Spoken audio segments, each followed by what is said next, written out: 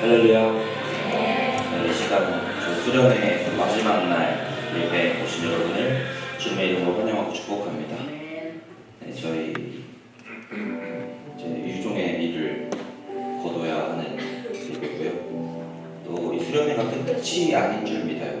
이 수련회 자리가 또 다른 시작인 줄 믿고 우리가 이제 돌아갈 우리 삶의 자리에서 우리가 받은 은혜 기억하면서 수련회 때 받았던 그 은혜와 회복을 우리가 기억하면서 우리 삶의 자리로 돌아왔을 때 그 하나님을 더욱더 예배하고 그 하나님을 더욱더 찬양하는 그런 시간이 됐으면 좋겠습니다. 어떻게 우리 수련회 주제의 말씀처럼 아름다운 동행을 이루어가셨나요? 네, 이 수련회 가운데 많은 은혜들이 있었던 줄로 믿어요. 우리 하나님과의 아름다운 동행, 또 우리 옆 사람과의 우리 공동체와 형제 자매와의 아름다운 동행이 있었던 줄로 믿어요. 이 동행이 오늘로부터 또 다시 시작될 줄로 믿습니다. 믿으십니까? 우리 마지막으로 우리 옆 사람도 함께 축복하면서 나아갔으면 좋겠습니다. 하나님께서 당신을 통해서 메마른 땅이 샘물 나게 하시기를, 가난한 영혼, 목마른 영혼, 우리 옆 사람을 통해서 또 나를 통해서 주사를 알기 원하는 그 마음 다해서 우리 서로 축복하는 마음으로 함께 찬양하며 나아가기 원합니다. 하나님께서 당신을 통해 메마른 땅에 샘물 나게 하시기를, 가난한 영혼, 목마른 영혼, 당신을 통해 주 사랑 알기 원하네.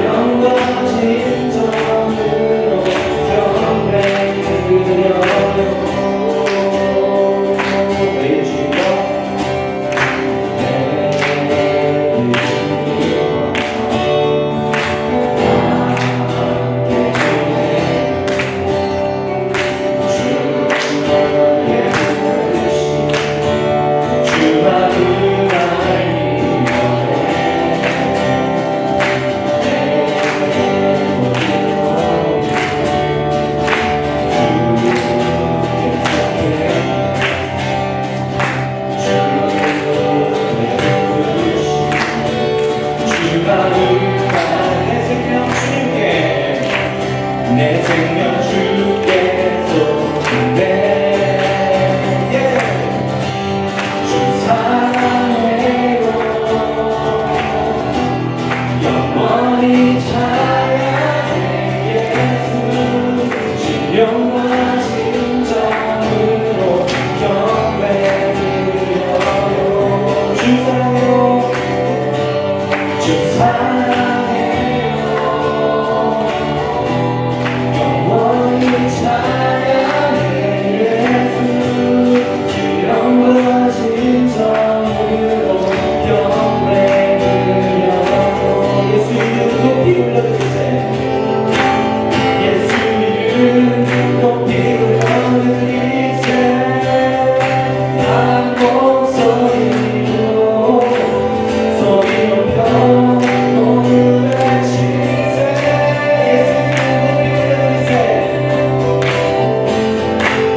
예수 이름 높이 불러드리세 한 목소리로 소리 높여 오늘 외치세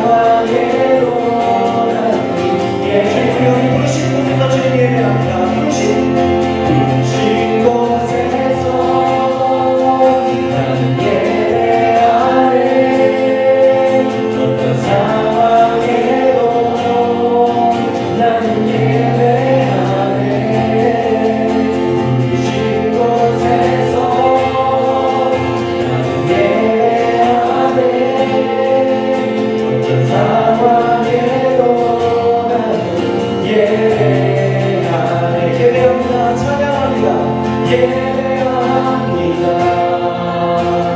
찬양합니다. 주님만 날 다스리소서. 예배합니다. 찬양합니다. 주님 홀로 높이라. 예배합니다. 찬양합니다. 예배합니다. 찬양합니다. 주님만 날 다스리소서. 예배합니다. 찬양합니다. 주님 홀로 높이 받으소서.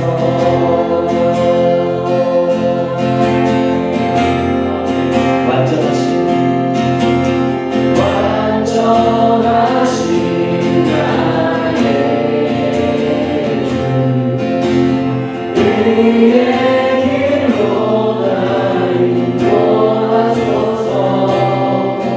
행하신 모든 일 주님의 영광 나경배합니다.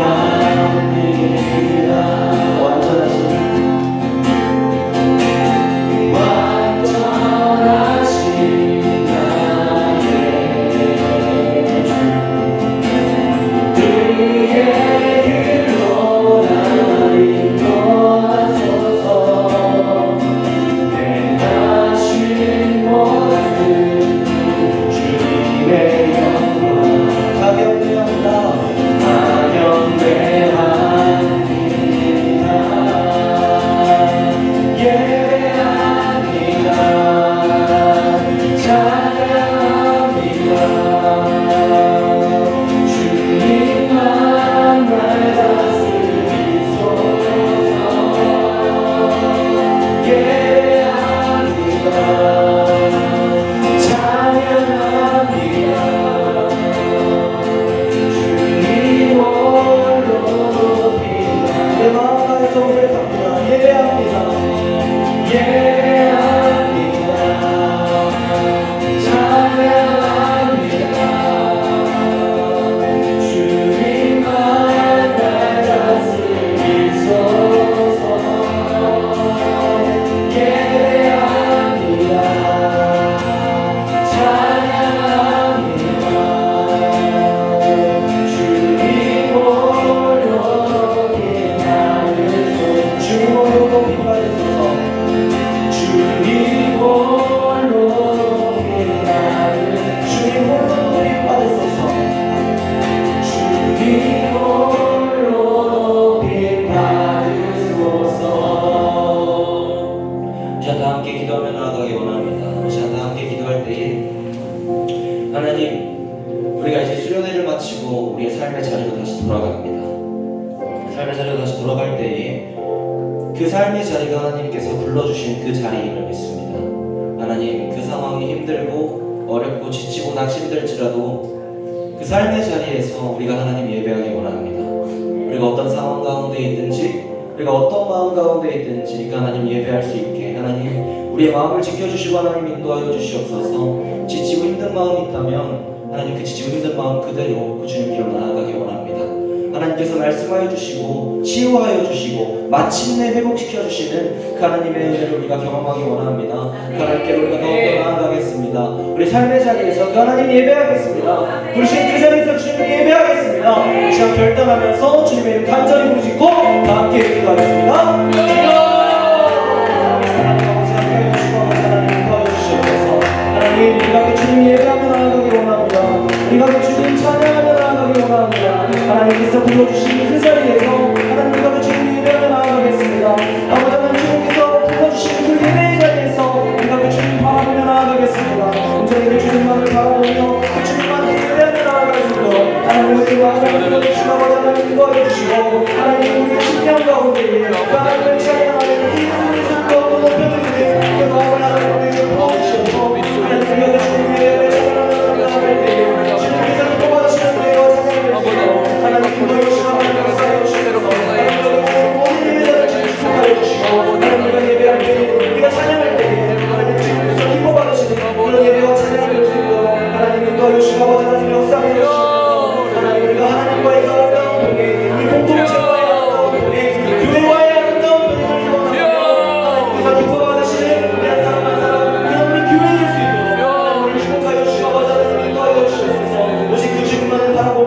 하나님 이대로 하나님 나아가는 하나님 그 모든 예배를 드릴 수 있도록 주님 함께하여 주시고 인도하여 주시옵소서.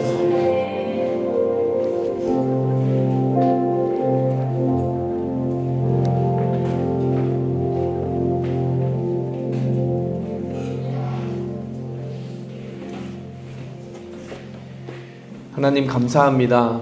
이번 수련의 기간 동안에 하나님께서 우리를 불러주셔서 우리를 그 품 안에 안으시고 또 푸른 초장 맑은 시냇물가에서 하나님 육의 양식과 영의 양식들을 우리에게 채워주시며 하나님 사람이 떡으로만 사는 것이 아니요 하나님의 입에서 나오는 모든 말씀으로 살 것이라 한 것처럼 정말 은혜로 채움받고 은혜로 힘받아서 하나님 새힘 받아 걸어가게 하여 주시니 감사합니다. 하나님 정말 이 땅을 살아가면서 한 번 사는 인생을 하나님의 뜻을 물어가며 살게 도와주시옵소서. 하나님 한 분만을 주인으로 모시고 살게 도와주시옵소서. 하나님 이 세상 마주치는 여러 도전들 속에서도 주눅들지 않게 도와주시옵소서. 하나님 우리의 힘내서 살 수 없는 그 세상에 정말 힘 받아서 살 수 있게 도와주시옵소서. 하나님이 말씀을 또 주님과 함께 나누고 또 주님의 백성들과 함께 나눌 때에 하나님 말씀 통해서 하나님 역사하여 주시고 또 말씀을 전하는 자와 듣는 자 모두 그 진리와 지혜 가운데서 하나님 세상 가운데 나아갈 때 어떻게 승리할 수 있을지 우리의 마음 가운데 다시 한번 큰 은혜 허락하여 주시옵소서. 예수님의 이름으로 감사하며 기도하였습니다. 아멘. 네, 오늘 우리가 함께 볼 말씀은 열왕기하 2장 19절에서 25절 말씀입니다. 열왕기하 2장 19절에서 25절 말씀입니다. 그 성읍 사람들이 엘리사에게 말하되 우리 주인께서 보시는 바와 같이 이 성읍의 위치는 좋으나 물이 나쁨으로 토산이 익지 못하고 떨어지나이다. 엘리사가 이르되 새 그릇에 소금을 담아 내게로 가져오라.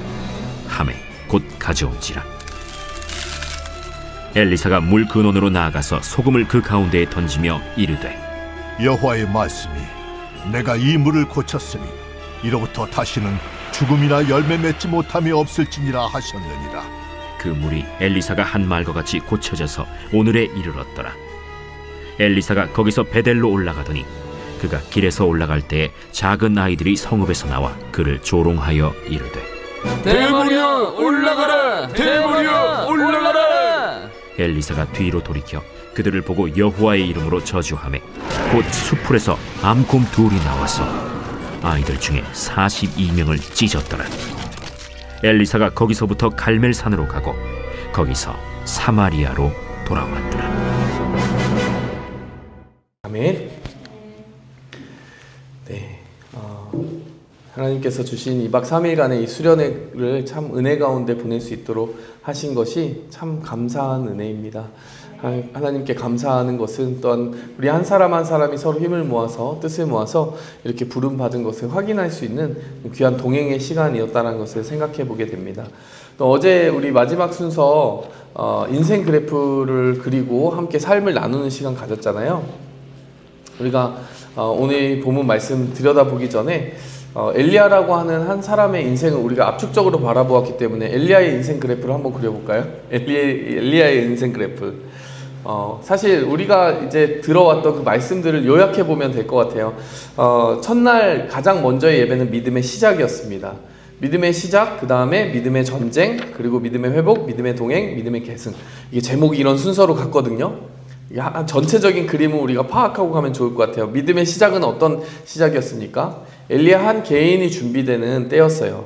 그래서 말씀을 전하도록 부름받은 엘리야가 아합 왕에게 말씀 전하고 나서 그리고 하나님이 피신시키시는 그리 시냇물가에서 하나님의 채우심을 경험했습니다. 사실 한 사람이 세워진다는 것은 하나님의 이 공급하심을 그 개인이 경험을 해야 돼요. 하나님 살아계시는구나, 하나님 내 삶 책임지시는구나 라고 하는 그 한 사람의 경험, 1대1의 그 만남이 굉장히 중요하죠. 그것을 바탕으로 사르밧 과부라는 한 사람을 또 섬기는 경험을 했어요. 근데 그 한 사람의 섬김이 또 어떤 의미를 가지고 있습니까? 그 한 사람을 향하여서 한 사람을 통하여서 하나님이 역사하시는 것을 보았거든요. 근데 이렇게 하나의 시작이 하나로 머물지 않는다는 것이에요. 우리 인생 가운데도요, 하나님께서 작은 훈련들을 주실 때가 있습니다. 그래서 그 훈련은 너무나 작아 보이고 또 미미해 보일지 모르지만요, 그 훈련의 원리 자체는요 굉장히 크게 확장될 수가 있는 것입니다. 그래서 여러분 한 사람이 하나님의 말씀을 어떻게 읽는지, 또 기도에 어떤 은혜를 받는지, 이렇게 작은 한 시작을 통하여 수련회를 통해서 은혜를 받았잖아요. 그것이 우리 한 사람을 준비시키고 더 나아가서 하나님은 거기에 머물지 않고 우리를 보내실 계획을 하고 있는 거죠. 그래서 더 큰 도전들 앞에서, 더 큰 세상 앞에서도 당당하게 살아갈 수 있도록 믿음의 시작을 주시는 겁니다. 시작은 바로 터를 다지는 거예요. 나 한 사람을 준비시키는 거죠. 그 다음 우리가 바라보았던 게 뭡니까? 이제 그 준비된 사람이 세상을 진짜 마주치는 시간이었어요. 아하방을 마주쳐서 그 850명의 선지자와 함께 대결을 하는 거죠. 시작이 있었기 때문에, 이렇게 준비가 됐기 때문에 하나님은 전쟁터로 그를 보내실 수가 있었고, 거기서 어떻게 합니까? 하나님께서 정말 영적 전쟁 가운데 능력을 발휘하게끔 엘리야에게 승리를 주셨다는 것을 보았어요. 그 자리에서는 세상과 하나님의 사람이 이제 심각하게 충돌을 하는데, 세상 속에서 부대끼며 살아가는 오바댜의 모습도 보았고, 머뭇머뭇하는 백성들의 모습을 보았고, 공로를 의지하는 그 선지자들의 모습과 거짓 선지자들의 모습과 은혜를 중심으로 제단을 쌓는 이 엘리야의 모습을 보면서 우리가 세상 살아간다는 것이 전쟁 없이 사는 것이 아니고 하나님의 백성의 그런 모습, 세계관을 가지고 정말 하나님께 속하지 않은 그 세계관과 맞부딪혀 싸우는 것이구나 라고 하는 것을 깨닫게 된 시간이었잖아요. 믿음의 시작이 있으면 믿음의 전쟁이 있어요. 그렇기 때문에 하나님의 백성이 세상 살면서 때로는 힘들고 어려운 그런 시간들을 거치는 게 이상한 일이 아니라는 것을 우리가 마음속에 새겼으면 좋겠습니다. 오히려 우리는 싸워 이길 힘을 충전하는 것을 우리의 대응 전략으로 삼아야 될 줄 믿어요. 하나님의 말씀으로 말미암아 하나님의 백성다운 삶이 무엇인지 끊임없이 리마인드하고 살아가야 됩니다. 그런가 하면 우리가 세 번째로 보았던 게 믿음의 회복이에요. 그렇게 열심히 싸워서 이겼는데 그 사람에게도 넘어짐은 온다는 것이죠. 넘어지지 않을 수는 없습니다. 그러나 하나님의 사람에게 중요한 것은 아예 넘어지지 않는 것이 아니라 넘어질 때마다 일으켜주시는 하나님을 다시 만나는 것입니다. 그래서 왜 넘어졌는지 우리가 하나하나 그 짚어본 이유들이 있잖아요. 뭐 비교의식, 탈진, 또 뭐 기적보다 말씀, 이게 중요하다라는 것, 또 한 번의 싸움이 다 끝나지는 않는데 그 기대감이 너무 지나쳤다라는 뭐 이런 부분들을 우리가 살펴보았는데, 우리가 어느 순간마다 내가 어느 부분에서 넘어졌는지를 잘 복귀하면서 하나님의 말씀을 다시 회복하는 것이 중요하다는 것을 보았습니다. 그런가 하면 마지막에 그 이후에 믿음의 동행에 대해서 살펴보았잖아요. 결국 엘리야가 그 회복의 과정에서 깨달은 한 가지가 있었습니다. 뭐였습니까? 나 혼자가 아니었구나. 사실은 엘리야가 회복하는데 가장 결정적인 열쇠가 되었던 것이 바로 그 동행이라는 열쇠였어요. 그래서 지금까지는 엘리야가 혼자 열심히 준비하고 혼자 훈련받고 혼자 싸우고 뭐 그렇게 했지만, 하나님께서 그에게 이런 비전을 주신 거죠. 너 말고 7,000명 더 있거든. 또 너 말고 엘리사라는 친구가 너의 일을 이어받을 거거든. 이 말씀을 받은 거죠. 그 이후로 엘리야와 엘리사가 아름답게 동행하는 모습을 보았습니다. 엘리야가 그 말씀을 받자마자 깨달아서 선지자 스쿨을 열어가지고 베델과 여리고와 또 요단 어느 곳에서든 하나님을 따르는 선지자의 무리가 세워질 수 있도록 열심히 노력하고 힘썼다는 것을 보았어요. 우리도 마찬가지거든요. 교회를 세우는 것이 바로 우리 자신의 삶을 지키고 세우는 것이나 정말 마찬가지라는 것을 늘 기억했으면 좋겠습니다. 그리고 그러한 마음을 가지고요, 쫓아가는 자, 함께하는 자는 끝까지 동행하는 마음을 지켰으면 좋겠어요. 그래서 우리가 여기까지 흐름이 어떻습니까? 하나님은 믿음으로 훈련받게 하셔서 시작하게 하시고, 세상으로 보내서 전쟁에 승리하게 하시고, 그 가운데도 넘어질 때가 있지만 회복하게 하시고, 그 회복은 다름 아니라 함께 걷는 사람들과의 동행을 통하여 다져지는 것이다. 그래서 우리가 교회를 사랑하고 아끼고 그 안에서 함께 동행하는 것이죠. 자, 오늘 이제 마지막 시간은 믿음의 계승이라고 하는 그런 제목으로 말씀을 나누기를 원합니다. 오늘 아침에 묵상하는 본문이기도 했지만 많은 분들이 묵상을 못하셨을 것 같은 생각이 듭니다. 네, 오늘 이 열왕기하 2장 19절에서 25절 말씀 보면은 이제 엘리사가 드디어 엘리야의 하던 직분을 이어받은 그 장면이 나와요. 그래서 엘리사가 어떻게 무엇을 계승해서 엘리야의 일들을 이어서 하고 있는지에 대해서 우리가 살펴보면서요, 그것을 가지고 우리가 세상에 나아갔으면 좋겠습니다.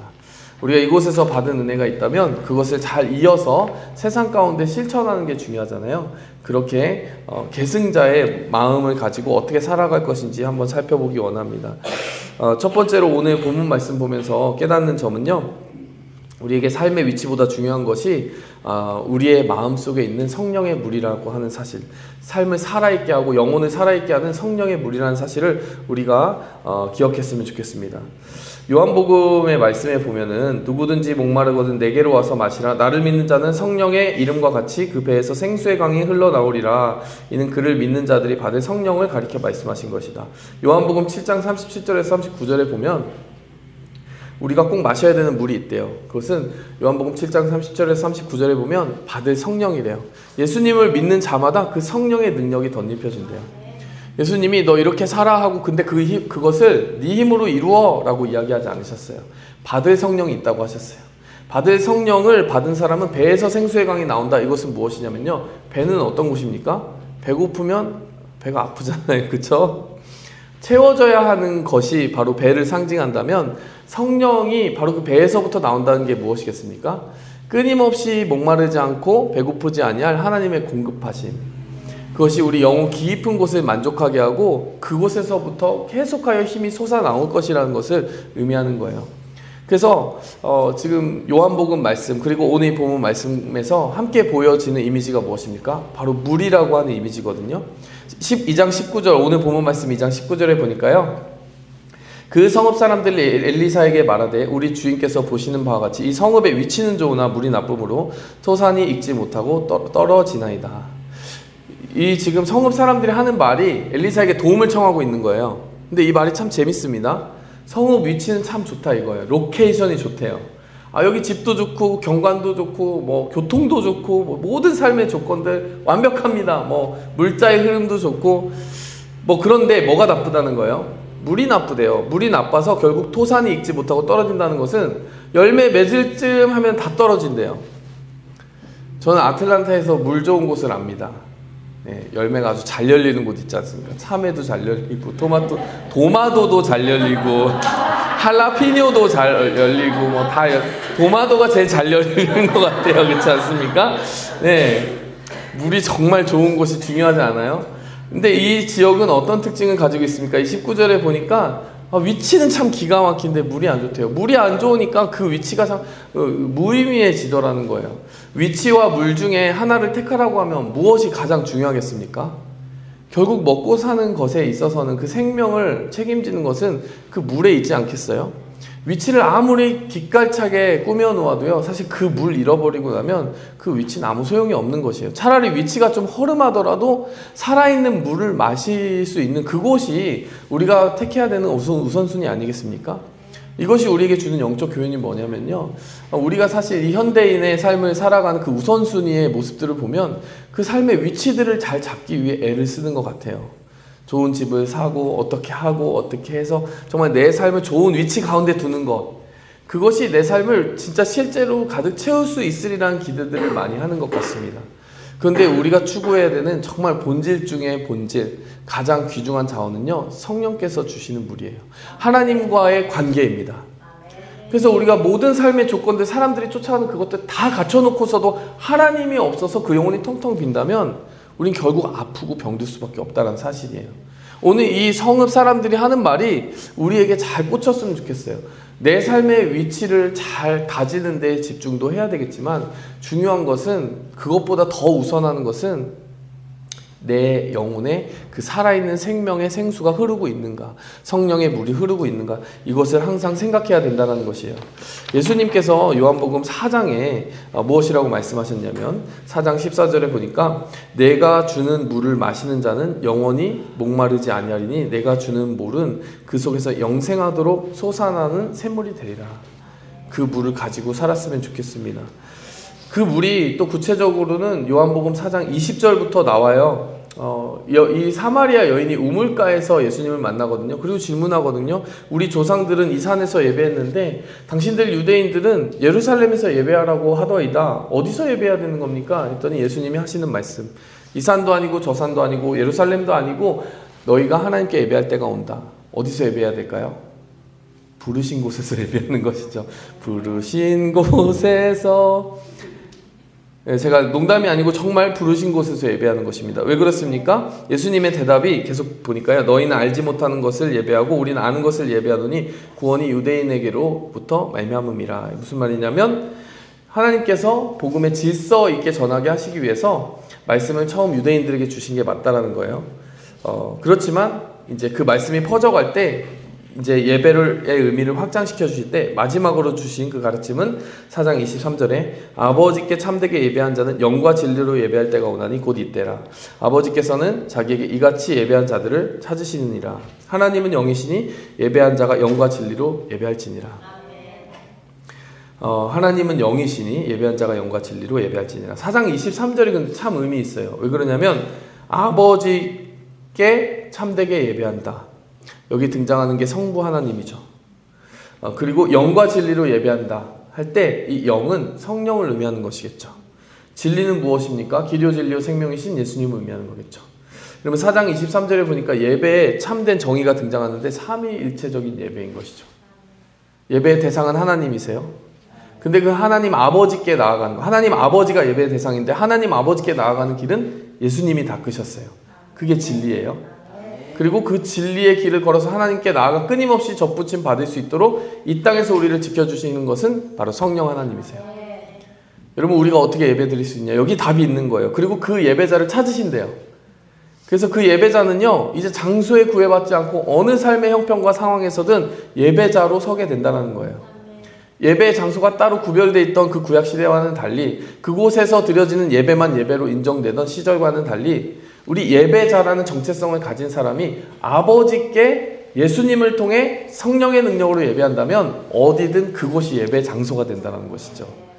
물론 우리 모두가 함께 모여서 공예배를 드리는 그 시간이 그것을 확인하는 귀중한 시간이기 때문에 우리는 그 주의를 거룩히 구별하고 있지만 정말 중요한 것은 예수님이 우리가 세상 가운데서도 예배자로 살기 원하신다는 것을 말씀하고 있는 거예요. 이 산도 아니고 저 산도 아니고 예루살렘도 아니고 너희가 거기서만 예배자로 살면 안 된다.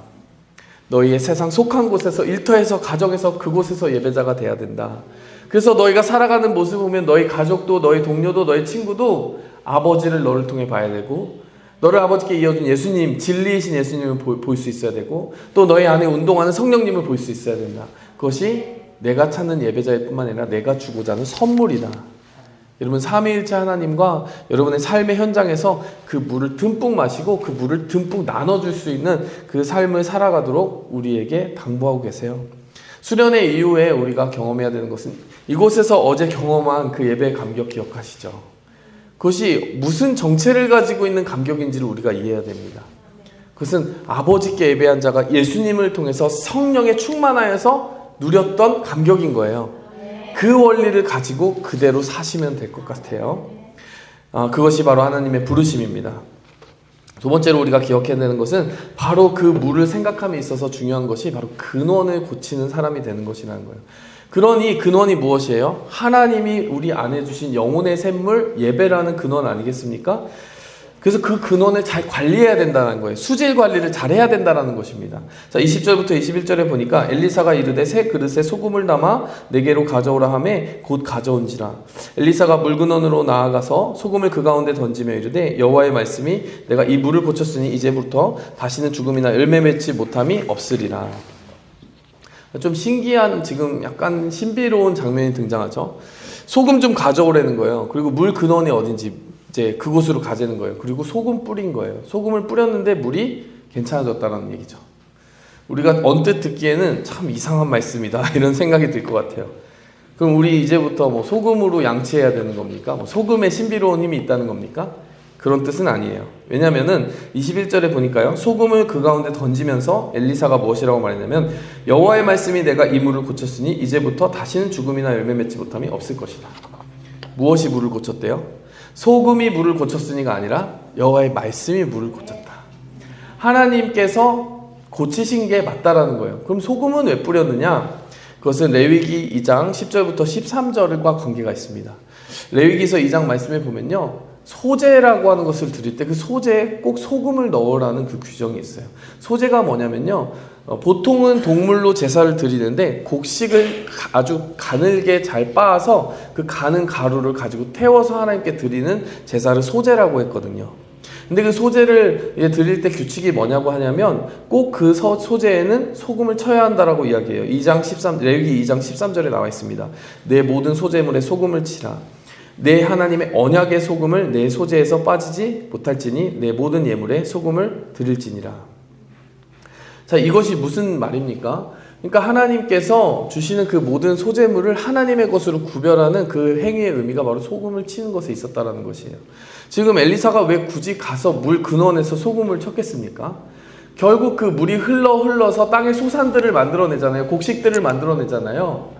그 소재로 드릴 수 있는 그 모든 곡식들이 다 어디서 온다라는 거예요? 하나님의 손끝에 도움에서 온다라는 것이죠.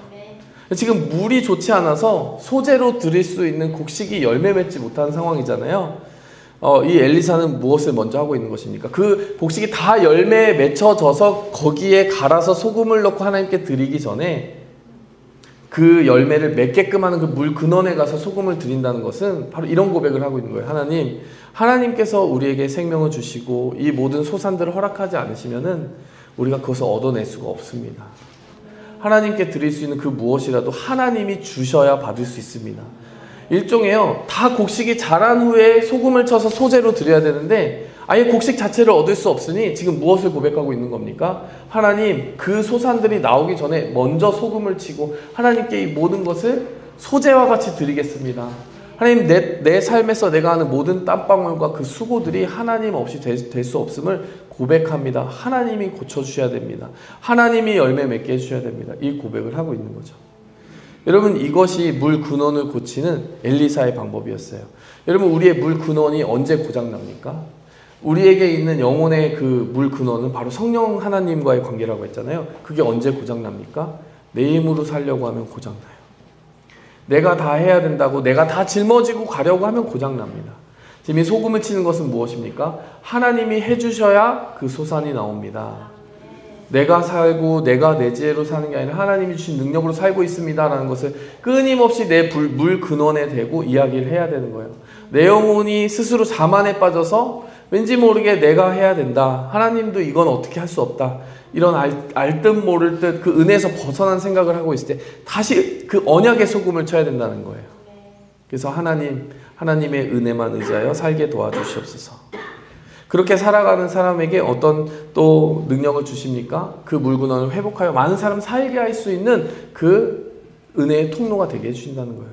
마지막으로 이 본문 말씀에 또 이해하기 참 힘든 본문 말씀이 등장합니다. 23절에서 25절까지 엘리사가 이제 거기서 베델로 올라갈 때 작은 아이들, 여기 뭐 작은 아이들의 나이는 등장하지 않지만 뭐 청소년 정도 나이가 된다라고 하는 그 단어를 쓰고 있는데, 이제 그 엘리사를 조롱하며 대머리에 올라가라 대머리에 올라가라 이렇게 조롱하는데, 엘리사가 그들을 향하여 하나님의 이름으로 저주하였더니 곰이 나와서 42명이나 죽었다는 얘기가 등장하는 거예요.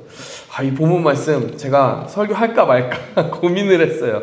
왜냐하면 꼭 질문이 나오는 본문이기도 해요. 아니, 하나님 지금 엘리사가 너무 은혜롭지가 않습니다.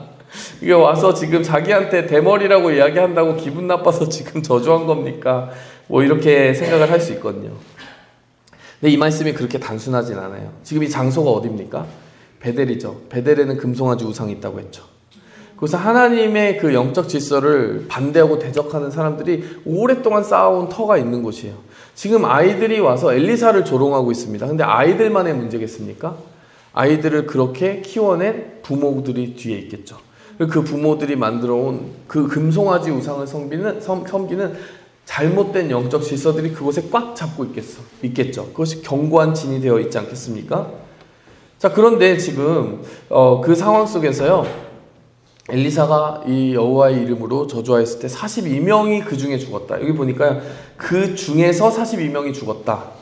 그럼 몇 명이었다는 얘기입니까? 적어도 42명보다 훨씬 많았다는 얘기죠. 그 많은 아이들이 엘리사를 그냥 조롱하면서 쫓아오는 그 모습들 한번 상상해 보세요. 저는 어떤 장면이 같이 겹쳐서 떠올랐냐면은, 요즘 한국 교실에서 일어나는 일들이 너무 심상치 않다라고 그러잖아요. 예전에는 학생 인권이 침해받는다, 너무 체벌이 심하다 해가지고 그것을 가지고 학생 인권 조례라는 걸 만들고 전혀 손대지 못하게 했는데 그건 뭐 맞는 일이죠. 근데 학생들이 교사들에 대해서 정말 잘못된 행동을 하는 것을 제지할 수 있는 수단을 아예 원천 차단해버린 거예요. 무엇인가 교권을 세워주는 것도 함께 있었어야 되는데, 그래서 어떤 아이는 이 강단 앞에 드러 누워가지고 여교사의 신체를 촬영한다든지 해도 뭐 어떻게 할 방법이 없고, 많은 교사들이 지금 스스로 목숨을 버리는 일들이 생기면서 교권을 보호해 주는 것도 있어야 된다, 뭐 이런 일들이 있지 않았습니까? 그 아이들이 뭐 위해를 끼친 게 아니고 조롱을 하고 뭐 교사들에 대해서 굉장히 침해하고 욕설까지 하고 이랬지만, 우리가 그 글들을 보면 어떤 생각이 드세요? 그들이 이제 그 교사로부터 어떠한 가르침, 삶의 규정을 교훈과 가르침을 받아야 되는데, 그 교사와 그 권위를 가진 사람을 조롱한다는 것이 작은 문제처럼 여겨지지 않잖아요, 그렇죠? 친구들끼리 주고받는 조롱이 아니라 자기의 물 근원을 스스로 다 차단하고 망가뜨리는 그런 일들이 벌어지지 않습니까? 그래서 학습권 침해라고 하는 말도 나타나죠. 한 친구가 그 교사의 권위를 막 짓밟고 무너뜨리게 되면 같이 공부한 친구들도 그것에 대해서 너무 심란한 마음을 가지게 되고, 그 권위로부터 공급받아야 되는 어떠한 생명의 근원들을, 지식들을 공급받을 수밖에 없는 일들이 많이 벌어지고 있다는 거죠. 오늘 이 본문 말씀에서 그 베델에서 무슨 일이 일어나고 있는가, 굉장히 심상치 않은 일들이 일어나고 있었다는 거예요. 하나님의 권위에 정면 도전하면서 하나님의 일들을 조롱하는 일들이 아주 조직적으로 퍼져 있었고, 그 꽤나 큰 청소년들이 와서 42명 이상이 모여서 100명 가까이가 만약에 몰려가면서 조롱을 했다고 해보세요. 이거는 단순한 조롱의 의미가 아닌 것입니다. 거의 조직적으로 움직인 거예요. 게다가 그들이 하는 말은 무엇입니까? 대머리에 올라가라. 여기 올라가라라는 말에 집중해 봐야 돼요. 엘리야가 승천했던 이야기를 빗대서 이야기하고 있는 겁니다. 뭐 엘리야 하늘로 올라갔다며? 안 믿는 거죠. 지금 이 본문 말씀 23절부터 25절이 보여주는 이 시대상의 모습들이 있다고 생각이 들어서는 설교를 하게 됐어요. 이 시대는 권위에 대해서 많은 반성을 거친 시대이긴 하지만 건강한 권위에 대해서 인정할 수 있는 힘도 잃어버리는 부작용을 낳고 있는 시대입니다. 특별히 교회에서는 말씀의 권위, 또 하나님께서 주신 그 진리가 진리라고 말할 수 있는 권위가 점점 위축되고 있어요.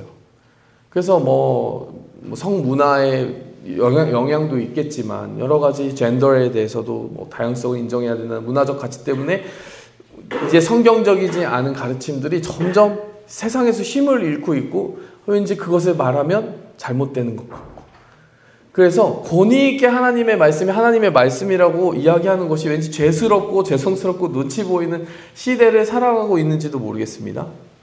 엘리사가 우리에게, 오늘 이 시대에 우리에게 주는 가르침 중에 하나는 하나님의 말씀의 그 권위를 그대로 권위 있게 전하라. 그것을 부끄러워하지 마라. 쉽게 말하면 복음을 부끄러워하지 마라. 인간이 죄인임을 말하는 것조차 너무나도 이상하게 느껴지는 그 문화들이 있어요. 사람이 하는 생각이 다 옳다라고 말해주어야 될 것 같은 그런 correctness, 모든 것들이 다 옳다, 너의 생각이 다 맞아라고 말해줘야 될 것 같은 그런 분위기가 있지 않습니까? 그러나 성경은 무엇을 말합니까? 시작부터 우리가 죄인이라고 이야기하거든요. 물 근원을 고쳐야 된다라고 이야기하거든요. 우리에게 하나님이 필요하다고 이야기하거든요. 근데 그 메시지를 빼고 교회가 어떻게 설 수 있어요? 신앙인이 어떻게 설 수 있겠습니까? 그래서 우리가 authoritarian, 권위주의적인 사람은 되지 말아야 되지만 authoritative, 권위 있는 사람은 되어야 되는 것이죠. 그리고 그것이 이 메시지 앞부분에 있었던 것과 맥을 같이 합니다. 우리가 물근원을 고치는 게 뭡니까? 시작부터 바로잡는 거잖아요. 우리의 시작은 어디죠? 하나님이세요. 우리가요, 하나님을 무엇이라고 부릅니까? 우리의 믿음의 그 시초와 창조자라고 이야기합니다. 히브리서에 보면 우리의 믿음의 창조자가 예수님이라는 고백이 있는데, 거기에 보면 단어가 author of our faith라고 나와 있어요. 우리의 믿음의 창조자. author를 제대로 붙잡아야 authoritative, 권위 있는 인생을 살아갈 수 있는 것이에요. 우리가 무엇이든 확신하고 이것이 진리입니다라고 말할 수 있으려면 진리이신 그분을 진리로 인정하며 살아야 되는 것이죠. author를 붙잡을 때 authoritative, 그분의 권위가 우리에게 흘러와서 세상에 힘있게 선포될 수 있는 것입니다. 엘리사가 계승한 것은 다른 것이 아니라 바로 우리의 창조자이신 author이신 우리를 그야말로 다 짓고 만드신 그분이 우리 안에 계심을 경험하는 그 사람에게서 나타나는 것이었어요. 그럼 어떻게 적용해야 되겠느냐? 우리가 세상을 저주하고 다녀야 되겠느냐? 그런 것은 아니겠죠. 그러나 우리가 적용할 때는 사탄에 대해서 우리는 마땅히 사탄을 대적하는 그 권위를 행사해야 될 것으로 믿습니다. 또 다른 것은 우리가 복음을 통해서만이 구원이 있다는 것을 자신 있게 이야기하고 하나님의 품으로 많은 사람들을 돌아올 수 있게 하는 영적 자존감과 권위를 갖추고 살아가야 될 줄 믿습니다. 무슨 권위주의로 누르라는 의미가 아니에요. 이것이 옳은 것이다 라고 하는 것을 내 자신도 설득하여 알고 있고 또 다른 누구에게도 자신 있게 이야기할 수 있는 삶을 살아가라는 것이죠. 그래서 오늘 이 마지막에 그 챕터의 본문 말씀의 제목을 믿음의 계승이라고 이야기해 보았습니다. 우리가 이 세상 가운데 나아가서 이 2박 3일 가운데 보았던 그 모든 믿음의 사람들의 고군분투의 이야기를 잘 새겼으면 좋겠어요.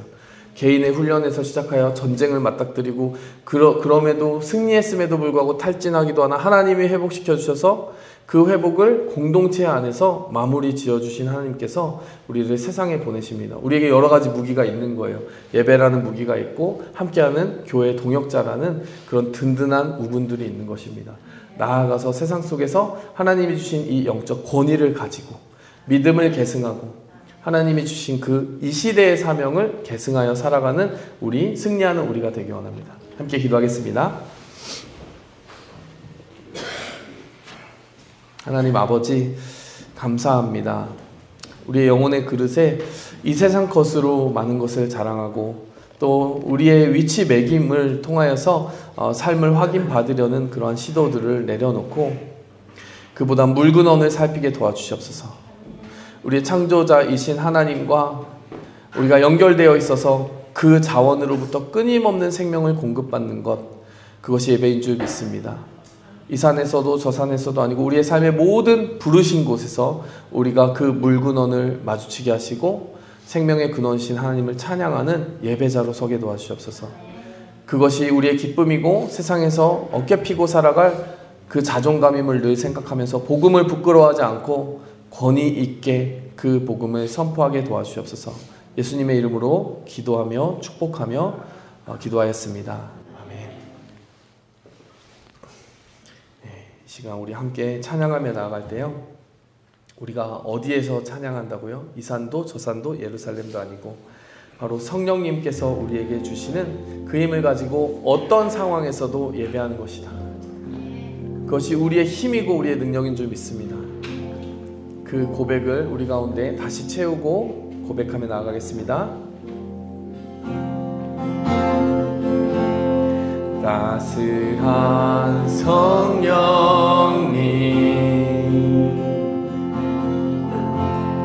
마음으로 보내 내 몸을 감싸며 주어지는 평안함 만족함을 느끼네. 사랑과 진리에 한 줄기 빛 보내 내 몸을 감싸며 주어지는 평안함 그 사랑을 느끼네. 부르신 곳에서 나는 예배하네. 어떤 상황에도 나는 예배하네. 부르신 곳에서 나는 예배하네. 어떤 상황에도 나는 예배하네. 부르신 곳에서 쉰 곳에서 나는 예배하네. 어떤 상황에도 나는 예배하네. 부르신 곳에서 나는 예배하네. 어떤 상황에도 나는 예배하네. 이 시간 우리의 마음 가운데 한 가지 소망과 결단을 가지고 나아가기 원합니다. 하나님, 이 산에서, 이 동산에서, 이 다니엘 기도원에서 누린 예배의 감격, 이 산에만 머물지 않게 하여 주시옵소서. 이 산에서도 저 산에서도 예루살렘에서도 그 어느 장소에 국한되지 않는 예배, 우리의 삶의 모든 현장에서 주님의 은혜를 생각할 때마다 눈물 어린 감격으로 예배할 수 있는 그 예배의 불씨가 삶의 곳곳에, 일상의 곳곳에 퍼져가게 도와주시옵소서. 이곳에서 시작된 그 불꽃을 우리가 그대로 일상에 가지고 나아가서 하나님을 고백하며 살겠습니다. 그 말씀으로 아침을 깨우고 그 말씀으로 저녁을 마무리 지으며 그 말씀으로 하루의 모든 주간을 승리하게 도와주시옵소서. 우리의 가정과 일터가, 우리가 속한 모든 곳이 그 물근원이 고침받는 그런 기적의 역사가 바로 예배를 통하여 이루어지게 도와주시옵소서. 내가 하나님을 인정하며 살아감으로 말미암아 그 하나님이 고쳐주시는 물근원이 우리의 사방을 풍요롭게 하고 넉넉하게 하고 그 모든 삶의 곤란과 아픔으로부터 치유하는 역사로 나타나게 도와주시옵소서. 내가 속한 가정을 책임져 주시옵소서. 교회를 책임져 주시옵소서. 나의 영혼을 책임져 주시옵소서. 내가 사랑하는 사람들을 책임져 주시옵소서. 그 물 근원을 고쳐주셔서 더 이상 쓴 물을 마시는 것이 아니라, 열매 맺기 전에 그것이 안타까이 두두둑 떨어지는 것이 아니라 좋은 열매를 30배, 60배, 100배 맺을 때까지 하나님의 도우심을 입게 도와주시옵소서. 성령의 능력으로 살게 도와주시옵소서. 우리 함께 기도하며 나아가겠습니다. 주여 하나님, 주님께서 아버지 하나님, 주님의 길을 부은 주님의 종들, 하나님의 사람들 믿음으로 붙들어 주시옵소서. 그 나아가는 모든 곳에서 아버지 하나님, 정말 물이 좋지 않아서 아버지 하나님 병들고 아픈 아버지 하나님 그 시대를 살아가면서도 아버지 하나님 그것을 깨닫지 못한 아버지의 무리가 아버지 하나님 정말 깊고 깊은 문제의 뿌리를 늘 발견하게 도와주시옵소서. 예배에서 찾게 도와주시옵소서. 하나님의 말씀에서 찾게 도와주시옵소서. 아버지 하나님 그 힘을 얻는 곳을 바로 아버지 하나님의 능력 안에서 찾게 도와주시옵소서. 우리를 부르신 그곳에서부터 아버지 하나님 새 힘 얻게 도와주시옵소서. 아버지 하나님 힘주기 원하십니다. 힘을 받기 원하십니다. 주여 함께하여 주시옵소서.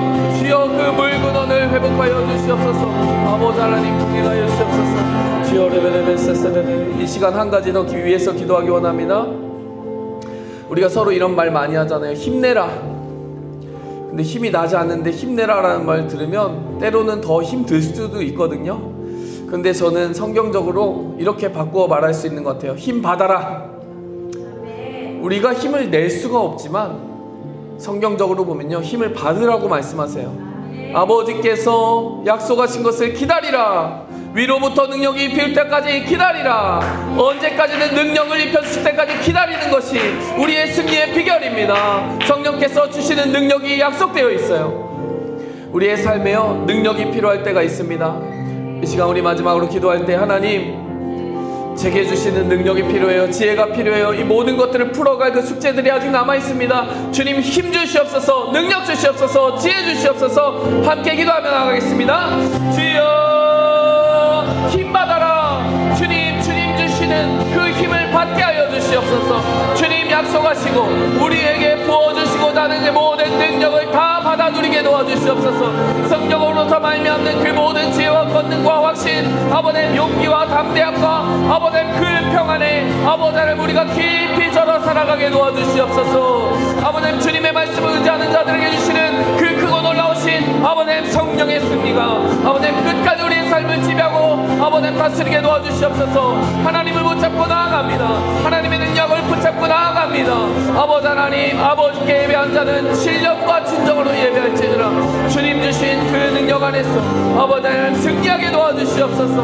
아버지 하나님 우리의 모든 삶의 형편이 아버지 하나님 주님의 뜻 안에서 아버지 하나님 온전히 세워지게 도와주시옵소서. 아버지 하나님 주님 기름 부어주시는 아버지 하나님 우리 새축복교회를 위해서 아버지 하나님 기도합니다. 함께 아버지 하나님 어울러서 아버지 하나님 사랑하고 품으며 아버지 하나님 주여 아버지 하나님 나아가게 도와주시옵소서. 주여 기도를 마무리하려는데 한 가지 기도 제목 마지막으로 생각납니다. 바로 이번 수련회의 주제가 동행입니다. 우리가 이번 수련회에 가장 감사하는 것 중에 하나는요, 우리 엘리야와 엘리사가 함께 아름다이 동행하면서 엘리야는 엘리사를 아껴주고 엘리사는 엘리야가 만류함에도 불구하고 그 길이 어려울 수 있으니 만류함에도 불구하고 끝까지 같이 걷겠다고 그 믿음의 그 결단과 헌신을 이어가겠다라고 함께 동행하였던 것처럼 우리가 모든 세대가 함께 동행하는 아름다운 수련회였습니다. 우리 새축복교회가 지금 터를 다지고 있는데 바로 하나님이 주신 선물은요, 바로 그 동행에서 나오는 힘일 것으로 우리는 넉넉히 짐작할 수 있어요. 앞으로 이 정말 좋은 기초를 가지고 무엇을 이룰지 우리가 다 할 수는 없지만 그것이 열쇠임은 알 수 있습니다. 우리가 계속해서 서로 이전 세대 다음 세대 할 것 없이 모두가 서로 아끼고 섬기면서 정말 누가 보아도 이곳에 바로 하나님이 역사하시는 교회의 터가 바로 섰구나 할 수 있는, 그래서 하나님이 우리를 붙들고 쓰시기에 내가 너희를 넉넉히 쓸 수 있겠노라. 이 시대에 그 다음 세대를 향해서 끊임없이 연결고리를 탄탄하게 만들 수 있는 그 아름다운 동행이 이어져 가도록, 우리의 세대의 연합이 견고하도록 우리 새축복교회를 위해 함께 기도하겠습니다. 주여 하나님의 능력, 하나님의 고백, 아버지 하나님 믿음의 선포, 아버님 그 모든 것이 아버지 하나님 우리의 영혼의 시줄과 날줄로 엮어서 아버님 하나 되게 하신 아버님의 믿음을 믿습니다. 아버님 우리 한 사람 한 사람 붙들어 주시옵소서. 하나님의 능력과 말씀 안에서 하나 되게 하여 주시옵소서. 우리가 덧붙여지게 하여 주시옵소서. 하나님의 아버지 하나님 그 기름 부음이 우리의 영혼을 타고 오르게 도와주시옵소서. 아버지 하나님의 능력이 아버지 하나님 우리의 마음과 영혼을 가득 채우게 도와주시고 아버님 그것이 모든 세대 아버님 서로를 사랑하고 나누는 힘과 능력의 근원이 되게 하여 주시옵소서. 아버지 하나님 동행하는 그 길 위에서 아버지 주님만 바라보고 나아가겠습니다. 아버지 하나님 주님 안에 서로를 아끼겠습니다. 아버지 하나님 세워가는 이 교회를 주님의 손에 맡기오니 주님 역사하여 주시옵소서. 성령이 하나 되게 하신 것 힘선지키게 하여 주시고 그 안에서 아버지 하나님 놀라운 기적의 역사, 능력의 역사, 연합의 역사, 함께함의 역사를 아버지 이루고 나타내게 도와주시옵소서. 서로 아끼고 배려하며 아버지 하나님 이 교회가 하나님의 영광을 더 닮아갈 수 있도록 하나님의 형상과 영광을 더욱더 반영하고 아버지 드러낼 수 있도록 주여 우리를 아버지 하나님 주님의 뜻 안에서 견고하게 하여 주시옵소서. 하나님 감사합니다. 주님께서 주신 2박 3일의 시간 동안 아버지 우리의 그 모든 고백의 불씨들이 아버지 하나님 우리의 영혼을 가득 채우게 하신 것을 인하여 감사합니다. 그 불씨들이 모든 세대를 통틀어 우리의 성령이 하나 되게 하시는 그 시줄과 날줄이 되어서 모든 세대를 하나 되게 하신 것을 인하여 감사합니다. 하나님 우리를 울타리 쳐주신 이 거대하고 든든한 아버지 공동체의 그 터 위에서 우리의 삶도 가정도 평안하게 하시고 우리의 일터도 하나님 평안하게 하시고 우리의 선장대사 우리를 이끌어 가시는 주님께서 행하실 새로운 일들을 끊임없이 바라보고 기대할 수 있는 믿음의 능력도 늘 우리에게 넘치게 도와주옵소서. 하나님 우리의 삶을 축복합니다. 이후에 나아갈 하나님 그 사명들을 축복합니다. 주님께서 우리와 함께 동행하실 것을 믿습니다. 예수님의 이름으로 감사하며 기도하였습니다. 이제는 우리를 부모 하나님의 자녀 삼기 위해서 십자가의 그 모든 길을 걸어가신 예수님의 붙드심과 오늘도 그 믿음의 길을 계승하고 그 믿음의 길을 승리하게 하시는 하나님 아버지의 도우심과 오늘도 그 싸움을 물 근원을 회복하며 끝까지 이겨내게 하시려고 감화감동해 주시는 성령님의 그 역사하심과 도우심이 이제 그 믿음의 주인공으로 부름받아 이 세상을 담대하고 용기 있게 살아가자 원하는 하나님의 백성들의 삶과 가정과 일터 위에 이제로부터 영원토록 그 은혜가 함께 계실지어다. 아멘.